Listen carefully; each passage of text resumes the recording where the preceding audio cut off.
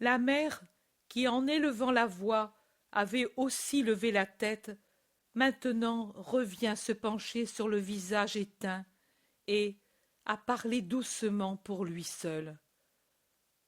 Dans la tombe, au moins ici, à l'intérieur, nous aurions été ensemble, comme nous avons été ensemble dans l'agonie sur le bois, et ensemble dans le voyage au-delà de la vie, et à la rencontre de la vie.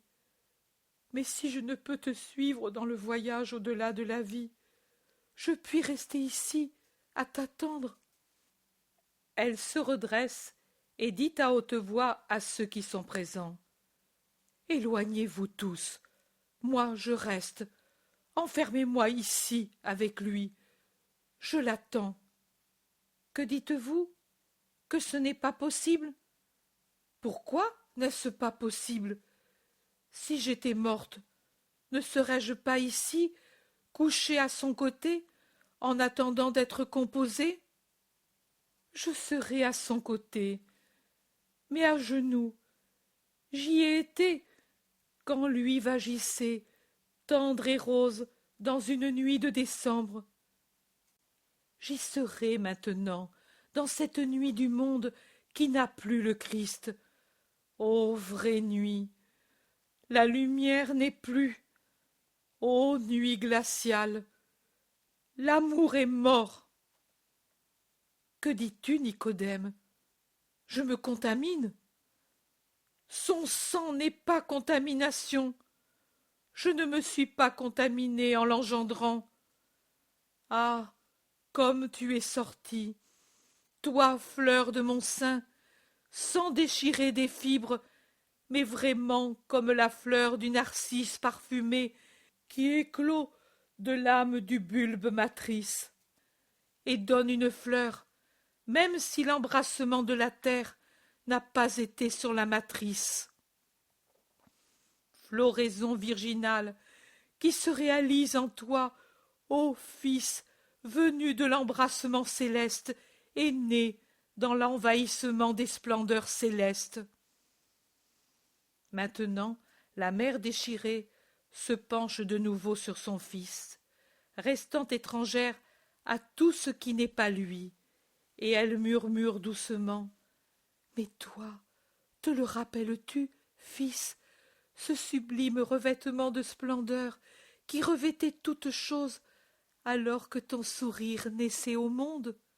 Te la rappelles-tu, cette béatifiante lumière que le Père envoya des cieux pour envelopper le mystère de ta floraison et te faire trouver moins repoussant ce monde obscur pour toi qui étais lumière, et venez de la lumière du Père et de l'Esprit, Paraclet. Et maintenant, nuit et froid, quel froid, quel froid, j'en tremble toute, plus froid que cette nuit de décembre. Alors il y avait la joie de t'avoir pour me réchauffer le cœur, et il y en avait deux pour t'aimer. Maintenant, je suis seule et mourante, moi aussi. Mais je t'aimerai pour deux, pour ceux qui t'ont si peu aimé, qu'ils t'ont abandonné au moment de la douleur.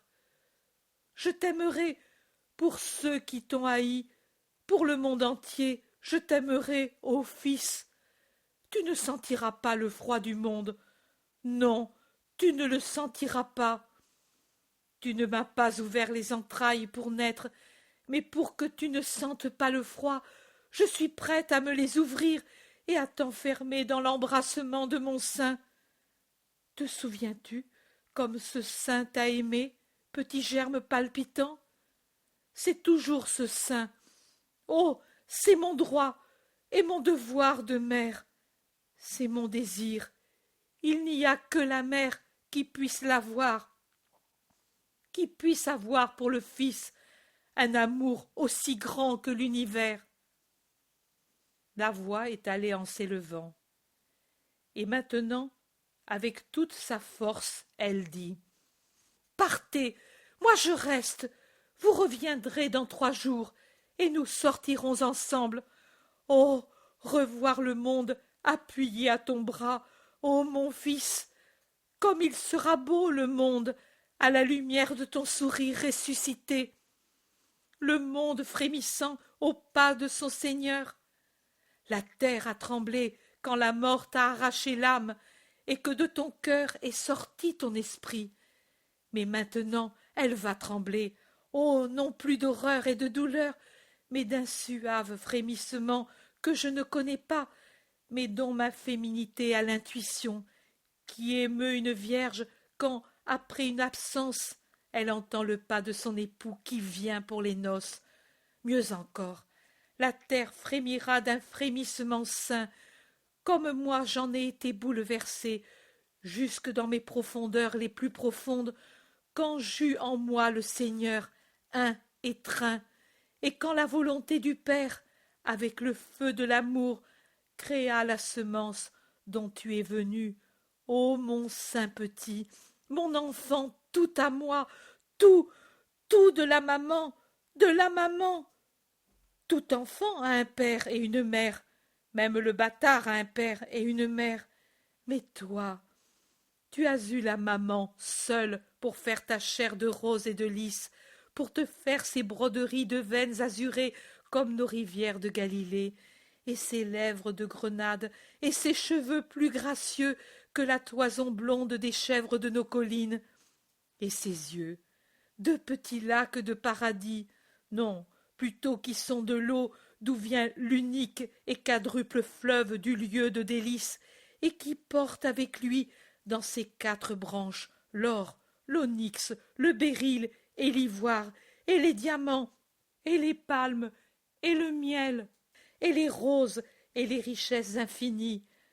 Ô Phison, ô Géon, ô Tigre, ô Euphrate, chemin pour les anges qui se réjouissent en Dieu, chemin pour les rois qui t'adorent, essence connue ou inconnue, mais vivante, mais présente même dans le cœur le plus obscur.